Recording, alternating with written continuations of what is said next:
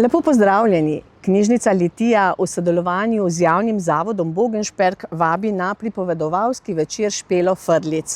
Pisateljica in pripovedovalka je diplomirala iz primerjalne književnosti in novinarstva ter zaključila znanstveni magisterij iz folkloristike na temo sodobnega pripovedovanja v slovenskem prostoru. Pripovedovalsko pot je začela na Radiu Študent v okviru skupine Za dva groša. Za mladinski roman Bleščivka je leta 2023 prejela Večernico.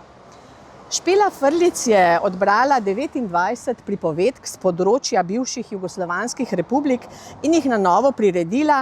Zgodbe v središče postavljajo mlade protagonistke v vseh njihovih pravljičnih strategijah in usodah.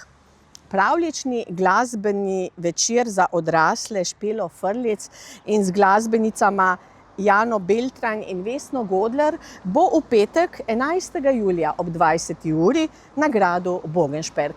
Vstopnine ni, vabljeni.